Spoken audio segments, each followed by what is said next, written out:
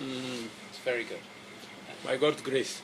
By God's grace. God has been and kind, it seems kind more to us. stable, and Yeah. I mean there was a difficult period, Yes, there was. very threatening. There was a difficult period, but we got lessons that will, I think, inform our future for a long time. And those lessons, are they? I was given a copy of the BBI late last night. So I only managed to read the executive summary. Does that sum up the lessons, or are they more complicated than that? And reach out, you know, try and see how better we can attend to the issues that are of concern to the people of Kenya. See what we can do, as BBI stands for, build more bridges to create a much more united nation, you know, and so it's a step in the direction of consolidating Kenya and making us one people. And it seems to recognise the challenges, some of the problems, very well. The difficulty is, you know much better than I, is turning the recognition of the challenges into the solutions. Absolutely. And that's, I think, with many countries and particularly many large organisations, we're very good at analysing problems and very bad at making the necessary changes. And I was fascinated by its talk of economic and social exclusion and injustice. I thought that was very powerful, something we need to learn in the United Kingdom. I'm not saying we know any better than in the UK than you do here. I think, if anything, we've gone through 3.5 years of really difficult time, and hopefully we will now improve. But I was struck by that. I was struck by the talk about ethnic division, tribalism. It talked about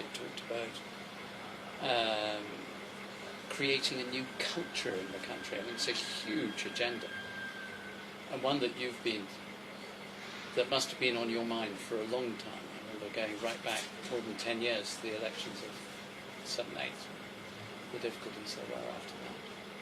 But it's such a challenge for a place that has so many different groups in it. What do you see as because in European politics there are two ways of uniting a country. You either unite it with a positive vision, or unite it by having a common enemy. And tyrants and dictators always choose the negative way, the common enemy. These are the people who are not us, therefore we have to be united. Whether it's Hitler with the Jews, or you can go on and on in history, and it's re-happening in Europe a lot, the far right, in a very dangerous way. But it seems to me that BBI has at its core the attempt to create a positive vision of the future of Kenya.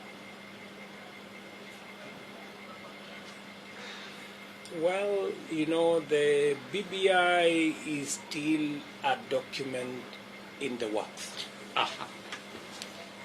There was a first draft which was unveiled, and then the committee now will again go back and try and collect, additional views or opinions of people having read the BBI, so that a final document can be arrived at. I think to a good extent, the BBI captures the issues that Kenyans have brought out. Yes. Matters to do with ethnicity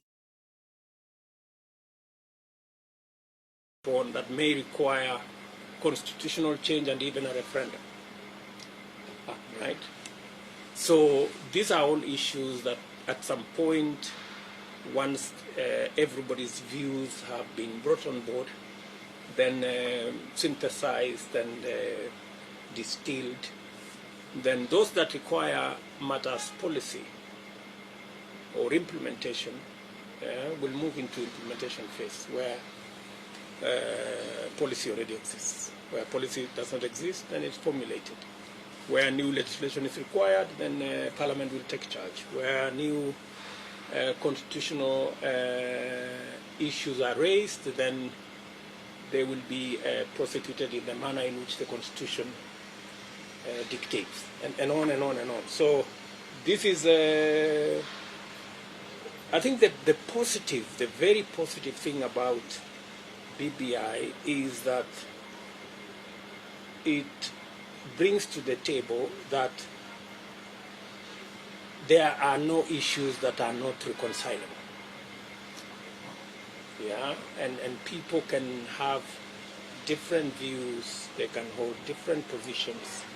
It is possible to compete, but it is still possible to have a discussion across the table with your competitors, with the people who even you don't agree. So that's really the positive side about the BBI. The rest is now detail, which is the issues that were brought out by the various speakers, the various groups, citizens across the country. There is always a temptation by politicians to hijack the whole thing and make it about them and their issues and about positions and about sharing, you know, this position and that position and things. So that's something we must always resist, that temptation, and make it as about the people as is practically possible. Yeah. So that is the opportunity that currently we are grappling with. You know, that we need to have this discussion. Is it fair to say that the biggest challenge in creating a conversation like this is to allow those who are unhappy with the process to be heard? Because often if members of a government, perhaps not everyone in the government, but members of the government bring forward an idea, it acquires a sort of sacred cow status, that you end up with, and the boy, of course, who cried out, "The emperor has no clothes," was exactly right. Mm. And everyone else was just going along with the emperor. Mm. I'm not talking about anyone in particular in this country, but it is, how do you allow those who are negative about this to feel that they've been properly consulted? I mean, this is a problem we face around the global church the whole time, and I get it wrong quite regularly. So just from Amman, we had a prime minister meeting in Amman in Jordan. Oh yes, 33 of us from the whole globe. Okay. And we are still resonating with hard global issues. Yes. We're still dealing with very hard issues, and I find, you know, it's much easier to say this is the way it's going to be, and then those who disagree can shut up, than to say, if you disagree, I want to hear your voice. Mm. You have a solid point that there is always a temptation that if I don't agree with you, you are wrong, which is not the case. Mm-hmm. You know, it may not necessarily be the case. Mm. And there is also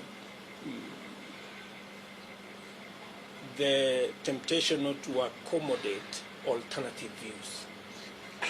Having a different view does not necessarily mean you are against. No. It means you can enrich exactly what is the discussion the conversation or whatever it is that is being canvassed. So that's where sometimes we drop the ball, so to speak. If you cannot accommodate alternative views, or if somebody who has a contrary view is made to look like they are wrong, or made to look like they're against, yes, yeah, then you end up with a very poor outcome. Enriched by the totality of the viewpoints that are available, right? And I strongly believe that a bit of accommodation of alternative views or viewpoints, and having a process that is all-inclusive, and also having a process that is people-centered, not politicians-centered, will get us where we want to go. Because politicians are very selfish beings, me being one of them, are very selfish human beings. They want to push their viewpoint. They want to carry the day. And that's something that in a process like this, we must step back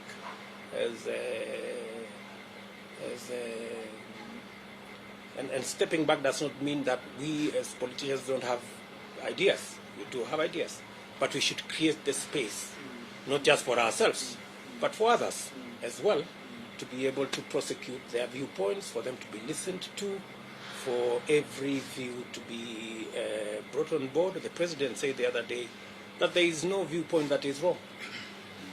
You know, every viewpoint is a viewpoint, and once they are consolidated, we should be able to get to the collective position. It may not necessarily be my position or your position, but a position that is that everybody can work with. And I mean, the churches are classic in this. I mean, they're very important in this because they have this grassroots touch. Yeah. And in the end, although bishops here and in the UK can be quite self-important, to be as honest as you, actually they often are forced to rethink, because you go to a parish and people speak their mind to you, and then you're forced to listen. Yes. And I think what you're saying is very insightful, very important, Your Excellency, because for instance, in our Brexit discussion, yeah, both sides adopted the idea that you're either for us or you're against us. And so when someone like me said we need to bear in mind the poor and the marginalised, one side or the other would say, he's against us. You know, he's an arch Remainer. I hadn't said I was a Remainer, I just said we just have to bear in mind the interests of the poor and marginalised. Correct. But I hadn't said, you know, come what may, come hell or high water, we're going to exit the European Union, therefore I wasn't good enough. So that's exactly the point you're making, and that was very dangerous. But sorry, actually, I've already thrown a caution myself that let's not use the BBI as a way of mobilizing for political expediency at the expense of the discussion of what was put as affecting Kenyans. So that Kenyans have an opportunity to I saw your statement. Yes, because what I was thinking is if it is taken now and become a political rallies document, then we lose it. But if we combine it to be a document that we discuss, to enrich it, and get people who have a different perspective to it, to be heard, then it will enrich the document. One of the areas I also had a problem is when the extension of the group that did the first work was made. Why don't we get a new team of professionals, young people, particularly younger people, because the older group was representative of many older people. So where is the aspirations of the young people? And I put those as a question and say, it's a good document, it has raised up what Kenyans are struggling with, but let us now open space that many of us can participate. And not it be a political tool that is taken over by politicians to mobilize for political arrangement or rearrangement. So how it is going to evolve, we don't know yet, but we can begin to see the direction. So ours is to continue projecting our voices and say what we think is right representing Kenyans. Yeah. Because for the church, you know, we are not competing for any political position. We are looking for the better good of the Kenyan people. Correct. And we are looking for posterity. You know, politicians can have a few of 5 years or 10 years at most, but we want to look at 20 years to come, 30 years to come. How will Kenya look like? 50. 50 years to come. I was thinking when you were talking about your younger daughter, who's still at school, in this country, in all probability, she will be alive very late into the 21st century, possibly even the 22nd century, who knows, that she will be living in a world which has huge advances in biotechnology and information technology. But where will she be living? I was very struck in the document by its talk of intergenerational equity. One of our great political philosophers of the 18th century, Edward Burke, in his essay on the French Revolution, says, he was writing against Ruto and the social contract. He said the real social contract between those who have lived before, thus the traditions, the culture, what you've learned, those who are alive today, and those who are yet to be born. And I just think on the issues around, for instance, climate, as Christians we come with a sense that we are the stewards of God's creation, that is core to our understanding of who we are. But we also have to think we are the trustees for people like your daughter, people like my grandchildren. The next generation. And the one after that, who otherwise may find themselves in a world where the difference between rich and poor countries is far greater, where large parts of the world are nearly uninhabitable, mass movements of people, you know, a really sort of dystopian nightmare scenario. And I think this generation of politicians, of political leaders, of leaders of nations, of church leaders, have a responsibility that is extraordinary for the future. And I know that most politicians have a sense of that, but you also have this horizon of regular elections, which is quite complicated. I agree with you, Archbishop.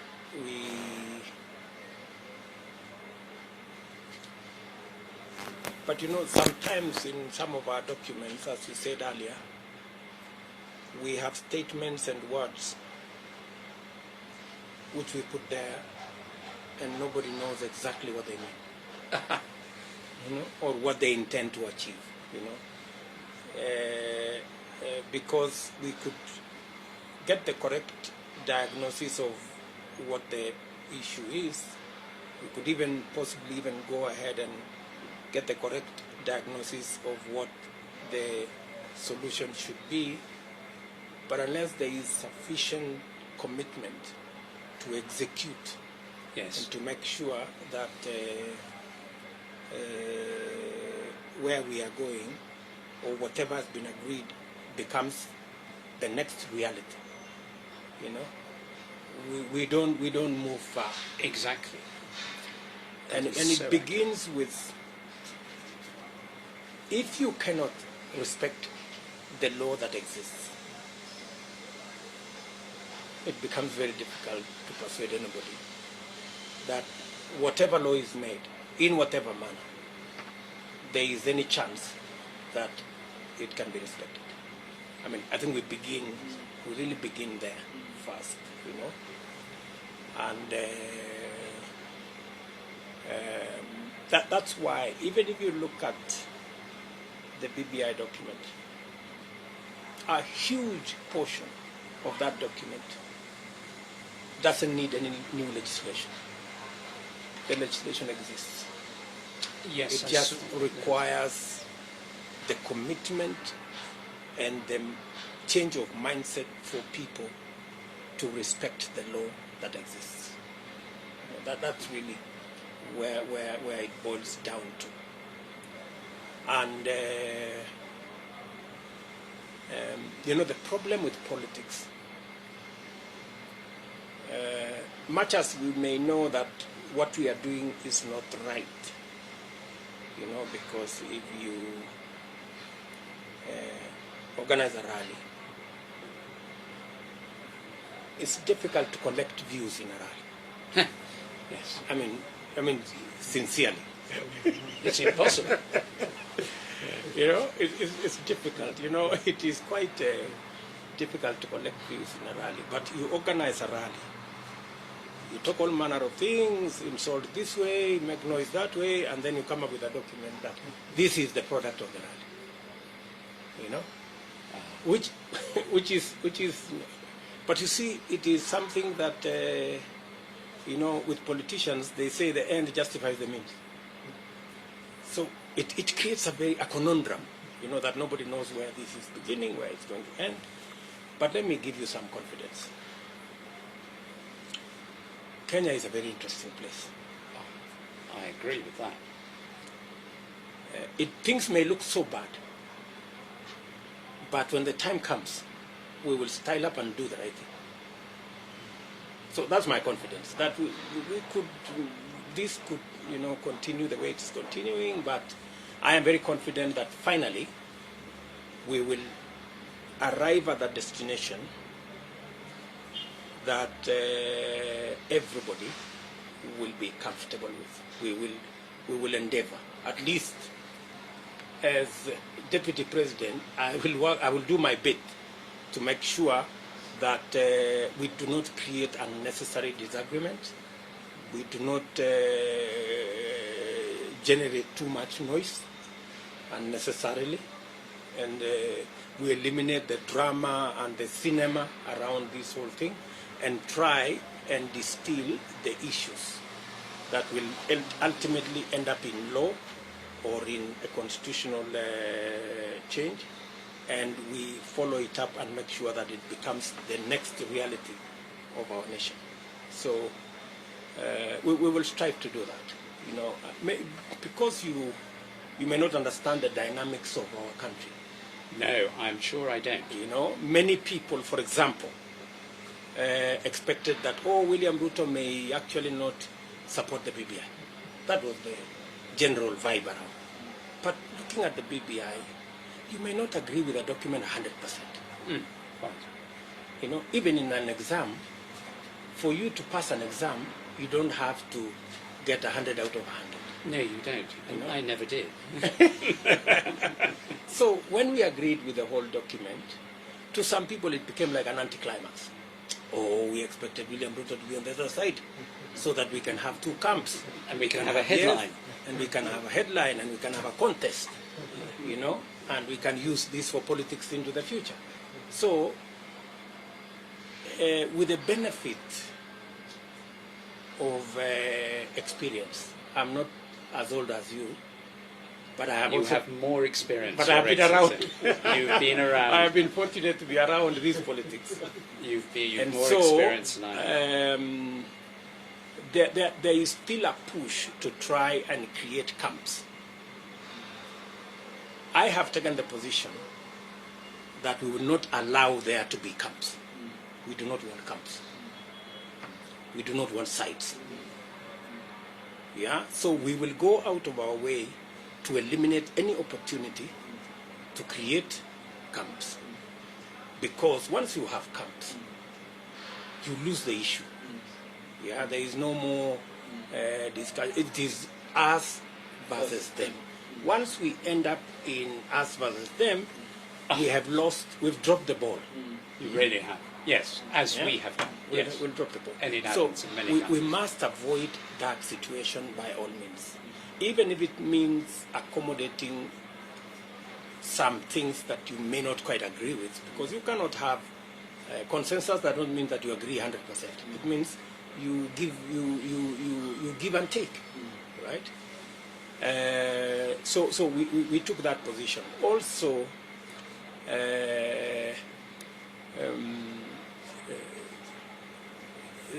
this phase 2, there is also another attempt to try and create sites. I want to promise you that there will be no sites. We will go out of our way to make sure there are no sites, because the sites are not necessary. And the people pushing for the for us to try and have sites are people who are not honest about this process, and we will not give them the chance to create camps within us. We must continue to focus on the issues. We all have a problem. We all don't have a problem with BBI, as was released in Bomas. We all agree that if there is need, we can agree on an implementation matrix. If there is need to enrich it, we can all enrich it together by listening to one another. And then if there is need to change some law to facilitate the agreement, let's change the law. If there is need to change the constitution, let's change the constitution. If there is need for a referendum, let's have a referendum, and let us proceed as a nation. And ultimately, we are not going to agree on a monarchy like you guys. We will agree on a democracy where people... I think we've got a democracy. I think the Queen would feel quite affronted. No, the point I wanted to make, but I lost it. The point I wanted to make is you people don't have the opportunity to change the head of state. Yes, to change the head of state. I know. Yeah, but for us, we have the opportunity to change both the head of state and head of government. You do. As long as the people will decide. Yes. On who runs government. Yeah, we have no problem with any recommendation. There might be a problem if people say, okay, we will stop having elections, we will have a monarchy, and you will have no say in who becomes head of state or government. Then there will be a small problem, because we are a democracy. Small people. I just want to say. But, Your Excellency, two very brief stories. One a little while ago and one today. The last few months. The one a little while ago was my grandmother's brother, my uncle. Can you check whether that air condition is working? Sarah, that's the problem. It's getting hot. Mm-hmm. And my grandmother's brother, who I knew well, my uncle, he's long since died, that he was a very senior politician. He held all the most senior positions in British government. And in 1963, he was, it makes your point, he was the candidate to be Prime Minister. Mm-hmm. And the previous Prime Minister, Macmillan, advised the Queen to send for someone called Alec Douglas-Hume. And the Queen sent for Alec Douglas-Hume and said, can you form a government? And Hume said, I can't until I've talked to Rab Butler, my uncle. He went and met him. Rab told me this. He went and met him. And he said, Rab, the Queen's asked me to form a government. So for him, that was a terrible moment, because it was the end of his lifetime ambition. And he was the lead candidate. You would understand that as a politician, how horrible that is. Mm. And Sir Alec said to him, the Queen's asked me to form a government. I've said to her that I will not form a government unless you participate in it. Mm-hmm. And if you refuse to participate, I will advise her to send for you to form a government, and I will serve under you. So, as a politician at the time said, Douglas Hume gave my uncle the loaded gun, and all he had to do was pull the trigger and say, no, I'm afraid I don't think I can serve under you. But he was a man of integrity and great honour. He said, if the Queen has asked you to form a government, it is my duty to serve under you. And at that moment, he signed away any chance of him being Prime Minister. Yeah. He'd have been a good one. So I think that sort of integrity is, that sacrificial integrity is the integrity of true leadership. But it's difficult. The other thing was the last few months, during our recent election, which you will know because you're so well informed, and I know you watch things very closely. We had a very difficult election campaign, particularly with the Labour Party and the question of anti-Semitism. The problem that went wrong was that, of course, Mr. Corbyn never said, I'm anti-Jewish. Of course not. But he did not stop other people in his party at a senior position saying it. And so he gave implicit, not explicit, permission. And it's one of the things that people voted against him for. They said, you're not a leader when you do that. When you say, well, of course, I'm not anti-Jewish. I'm anti-racist in every way possible. But your main electorate, the person who's running your election, has put things on Twitter and so on which were anti-Semitic, and she's still in post, and you haven't done anything about it. And then everyone says, oh, we know what he really means. He's just trying to keep his own hands clean.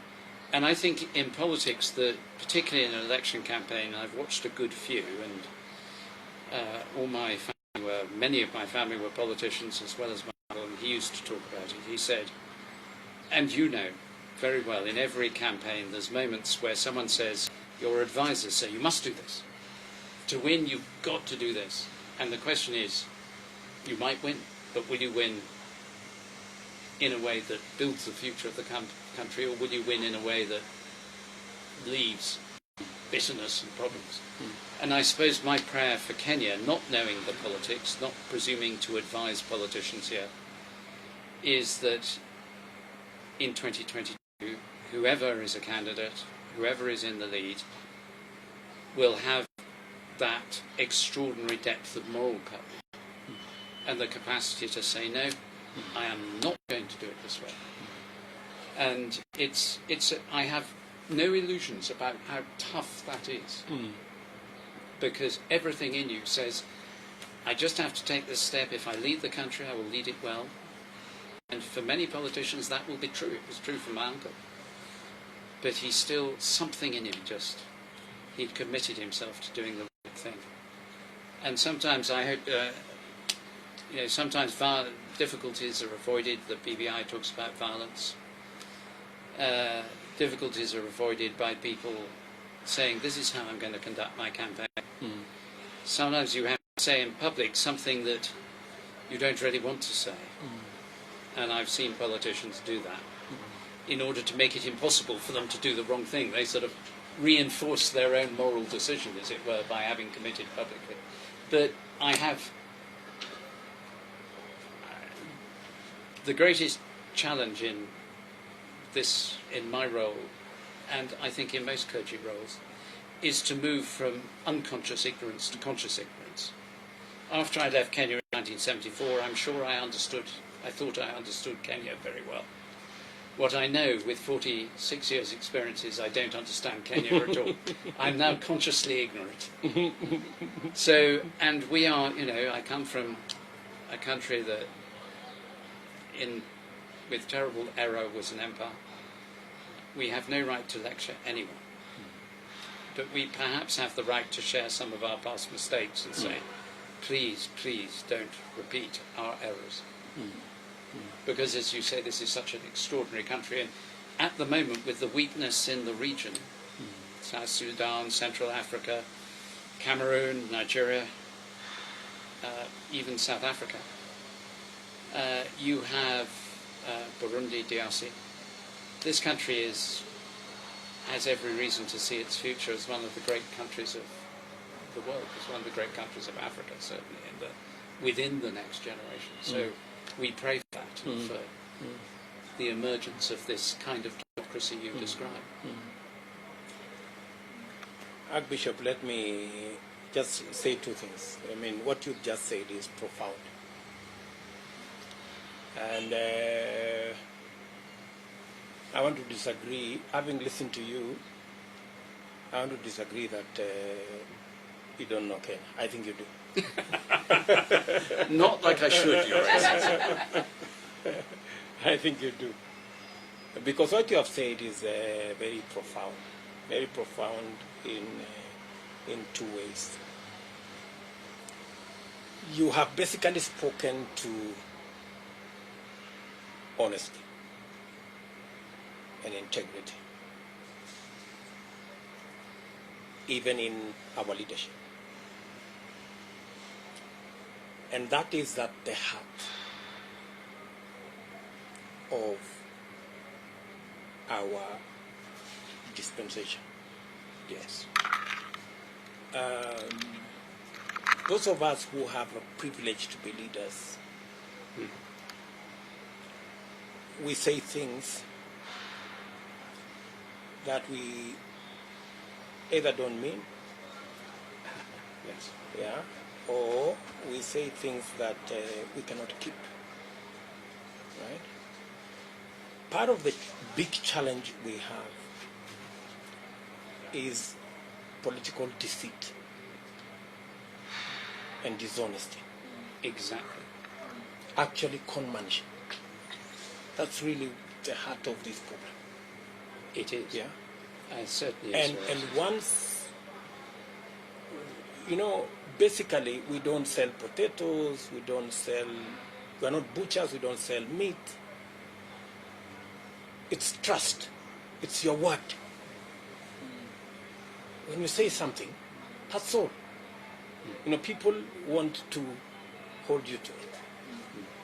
You know, that's the trait of us, you know. And if your word means nothing, yeah, then you have nothing. Then you are empty. Yeah. Yeah. The merchandise that you are supposed to be selling, you don't have. Yeah, Bishop. That's really what you have said. And the one other thing I want to tell you, and this is from now me as a leader in this country and speaking to you as a leader of the church, I have taken the public position, and it is even in newspapers, that I will have nothing to do with the next election if violence is going to be part of the metrics. I have taken that position.